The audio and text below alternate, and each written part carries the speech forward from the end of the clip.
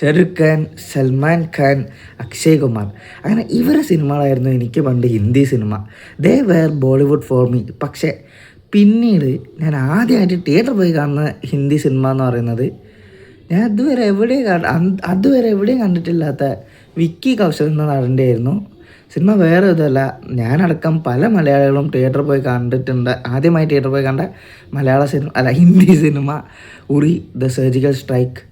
അതിൻ്റെ ഡയറക്ടർ ഇത്രയും കൊല്ലത്തിന് ശേഷം എടുത്ത രണ്ടാമത്തെ സിനിമയാണ് ധുരന്ധർ. ആരംഭിക്കാമല്ലോ റിവ്യൂ.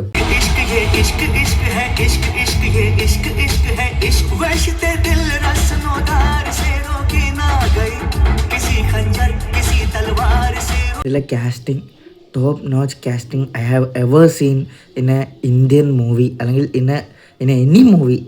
അടിപൊളി കാസ്റ്റിംഗ്. അതായത് ഇതിലെ ക്യാരക്ടേഴ്സൊക്കെ ഞാൻ നേരത്തെ പറഞ്ഞ റിയൽ ലൈഫ് ക്യാരക്ടേഴ്സാണ്.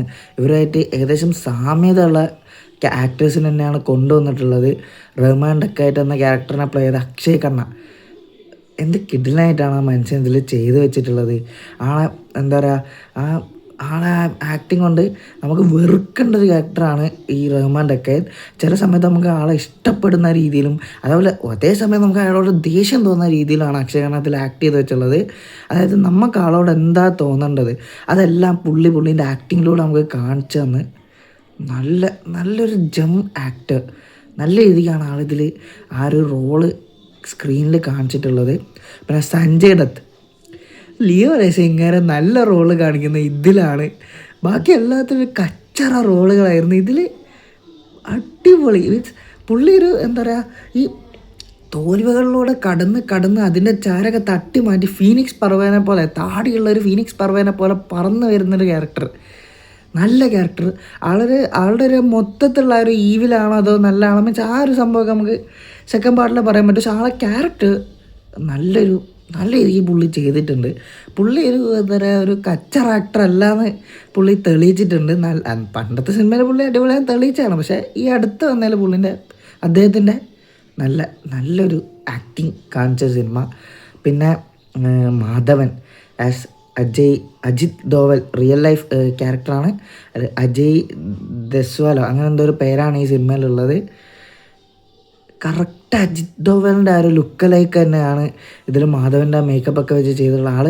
അദ്ദേഹം വളരെ നല്ല രീതിക്കാണ്, ഇൻറ്റൻസ് ആയിട്ടുള്ള ഇമോഷൻസാണ് അദ്ദേഹത്തിൻ്റെ, ഇൻറ്റൻസ് ആയിട്ടുള്ള ക്യാരക്ടറാണ്.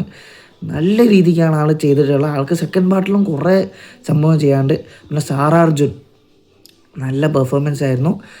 റൊമാൻസ് സീൻസൊക്കെ വളരെ, അതായത് അപ്പുറത്ത് നിൽക്കുന്ന പാർട്ട്ണർ ഒരു 30-35 ആളാണെങ്കിലും വളരെ നല്ലൊരു കെമിസ്ട്രി രൺവീർ സിംഗും അതേപോലെ സാറാ അർജുനും നമ്മൾ ഈ 19 വയസ്സുള്ളൂ, പക്ഷേ അവർ നമ്മൾ ആ കെമിസ്ട്രി നല്ല വർക്ക് ചെയ്യുന്നുണ്ട്. അതുപോലെ ഇതിൽ പരാമർശിക്കുന്നുമുണ്ട്.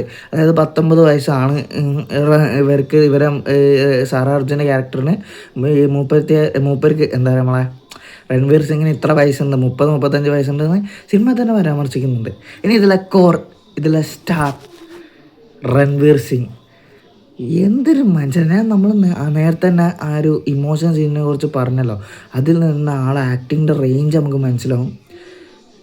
ടോപ്പ് നോച്ച് ആക്ടിങ് ആൻഡ് ഭയങ്കര ആളെ എന്താ പറയുക, ഒരു സ്പൈ ഇങ്ങനത്തെ ഒരു സിറ്റുവേഷനിൽ പോകുമ്പോൾ എന്തൊക്കെ ചെയ്യും അതൊക്കെ പുള്ളീൻ്റെ കയ്യിൽ ഭദ്രമായിരുന്നു.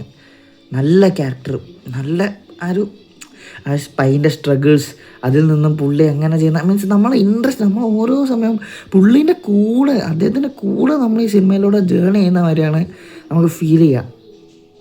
പിന്നെ ഇതിൽ വന്ന ഓരോ ക്യാരക്ടറും സമയം കുറേ എടുക്കേണ്ട വിചാരിച്ച് ഇതിൽ വന്ന എല്ലാ ക്യാരക്ടറും വളരെയായിരുന്നു. ഡോങ്ക പറഞ്ഞിട്ടുള്ളൊരു ക്യാരക്ടറൊക്കെയാണ്, വില്ലൻ്റെ കൂടെയാണ്. പക്ഷേ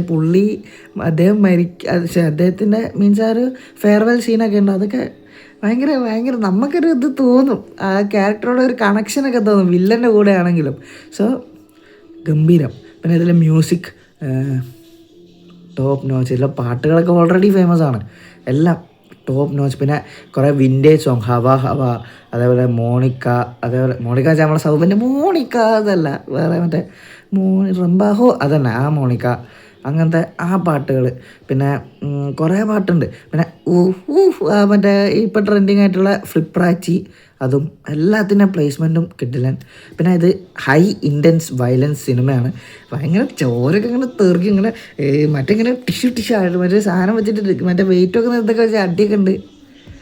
ഭയങ്കര ഭയങ്കര വയലൻസാണ്. പക്ഷെ അത് എല്ലാം സ്ട്രക്ചേർഡ് വയലൻസാണ്. മീൻസ് ഇതൊരു ഫീൽ ഗുഡ് സിനിമയല്ല, ഇതൊരു ടെററിസം ബേസ്ഡ് സിനിമയാണ്. സോ വയലൻസ് ഈസ് വേണം, വയലൻസ് ഈസ് ഒഴിവാക്കാൻ പറ്റാത്തൊരു സാധനം. സോ അതാവശ്യമാണ്.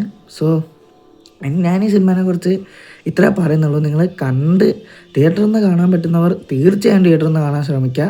അല്ലെങ്കിൽ നിങ്ങൾ OTT കാണാം. അതായത് എല്ലാവർക്കും ഇമോഷണലി കണക്റ്റ് ആവുന്ന, എല്ലാവർക്കും ഹൈ മൊമെൻറ്റ്സ് ഫീൽ ആവുന്ന ഞാൻ വിശ്വസിക്കുന്ന ഒരു സിനിമയാണിത്. മികച്ചൊരു അനുഭവം തന്നെയായിരുന്നു എനിക്ക് കിട്ടിയിട്ടുണ്ടായിരുന്നത്. അപ്പം അത്രേ ഉള്ളൂ.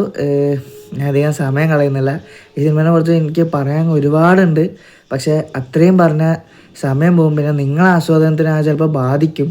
സോ എല്ലാം നിങ്ങൾ കണ്ടറിയാം. ഈ സിനിമ, ഈ ദുരന്തർ എന്ന സിനിമയിലൂടെ എന്താണ് ദുരന്തരം നമ്മൾ അറിഞ്ഞു. ഇനി എന്താണ് അതിൻ്റെ ശക്തി എന്ന് സെക്കൻഡ് പാർട്ടിൽ നമ്മൾ അറിയും.